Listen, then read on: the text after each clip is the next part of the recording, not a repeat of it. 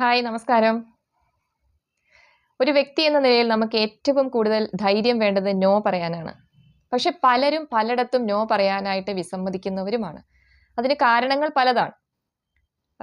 ഒന്നാമത്തെ കാര്യം എന്ന് പറയുന്നത് നോ പറയാൻ തന്നെ പേടി.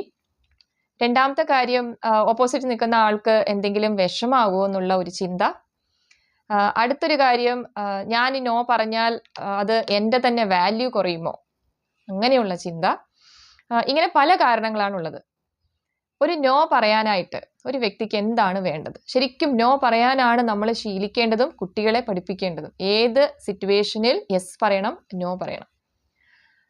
ശരിക്കായിട്ട് ഒരു വ്യക്തിക്ക് വേണ്ട കാര്യങ്ങൾ എന്ന് പറയുന്നത് ഫസ്റ്റ് വൺ, സെൽഫ് അണ്ടർസ്റ്റാൻഡിങ്. നമ്മൾക്ക് നമ്മളെ തന്നെ അണ്ടർസ്റ്റാൻഡ് ചെയ്യണം. അതായത് ഈ സിറ്റുവേഷനിൽ യെസ് ആണോ നോ ആണോ പറയേണ്ടതെന്ന് അണ്ടർസ്റ്റാൻഡ് ചെയ്യാനുള്ള ഒരു കപ്പാസിറ്റി ഒരു വ്യക്തിക്ക് വേണം.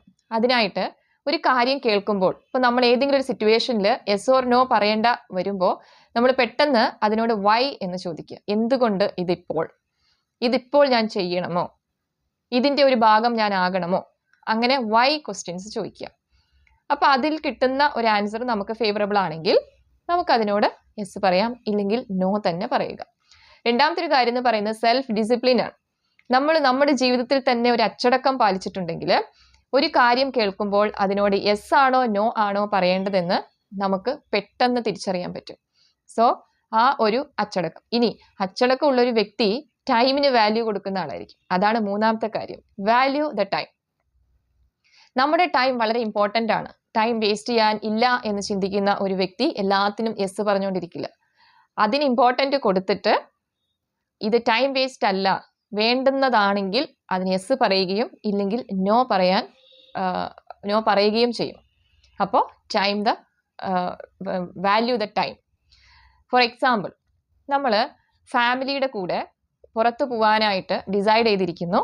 ആ സമയത്ത് ഫ്രണ്ട് വിളിച്ച് പറയാണ്, ഒരു ഫ്രണ്ട്സ് തമ്മിലുള്ള ടുഗദർ, ഒരു കൂടിച്ചേരലുണ്ട്, ഒരു പാർട്ടിയുണ്ട്, നിങ്ങൾ അതിന് വരണം.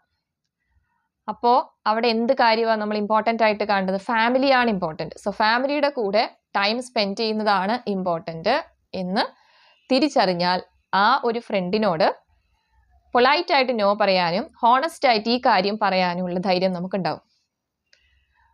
അടുത്തൊരു കാര്യമാണ്, നമുക്ക് ഫിസിക്കലി ആൻഡ് മെൻ്റലി ത്രെട്ട് ഉണ്ടാകുന്ന ഒരു കാര്യങ്ങൾക്കും യെസ് പറയരുത്. വേറൊരു കാര്യം, ഈ നോ പറയുമ്പോൾ പറയണം എന്നുള്ള സിറ്റുവേഷനിൽ നോ പറയാതിരിക്കുമ്പോൾ ഉണ്ടല്ലോ ഒത്തിരി ബുദ്ധിമുട്ടുകൾ ഉണ്ടാവും. പേഴ്സണലി തന്നെ നമുക്ക് പറയേണ്ടത് നോ, നമ്മുടെ ഉള്ളിലുള്ളത് നോ ആണ്, പക്ഷെ നമ്മൾ യെസ് ആണ് പുറത്തേക്ക് പറയുന്നത്. അപ്പം നമ്മുടെ ഉള്ളിൽ തന്നെ ഒരു കോൺഫ്ലിക്റ്റ് ഉണ്ടാകുന്നു. അത് നമ്മുടെ ആത്മവിശ്വാസത്തെ കുറയ്ക്കും. അടുത്തൊരു കാര്യം എന്ന് പറയുന്നത്, നമ്മൾ ഈ നോ പറയുന്നത് കൊണ്ട്, നോ പറയാതിരിക്കുമ്പോൾ കുറേ റിസ്കുകളും അനാവശ്യമായിട്ടുള്ള കുറേ പ്രശ്നങ്ങളൊക്കെ നമ്മൾ നേരിടേണ്ടതായിട്ട് വരും. ശരിക്കും പറഞ്ഞാൽ മനുഷ്യൻ അങ്ങോട്ടും ഇങ്ങോട്ടും ഹെൽപ്പ് ചോദിക്കുന്നവരും ഹെൽപ്പ് ചെയ്യേണ്ടവരും ഒക്കെയാണ്. അതിലൊരു തെറ്റൊന്നുമില്ല. പക്ഷേ എന്ത് സ്വീകരിക്കണം, എന്ത് സ്വീകരിക്കണ്ട എന്നതിനുള്ള റൈറ്റ്സും മനുഷ്യനുണ്ട്. അതുകൊണ്ട് യെസ് പറയേണ്ടടുത്ത് യെസ്സും നോ പറയേണ്ടടുത്ത് നോയും നമ്മൾ ശീലമാക്കുക തന്നെ വേണം. Thank you.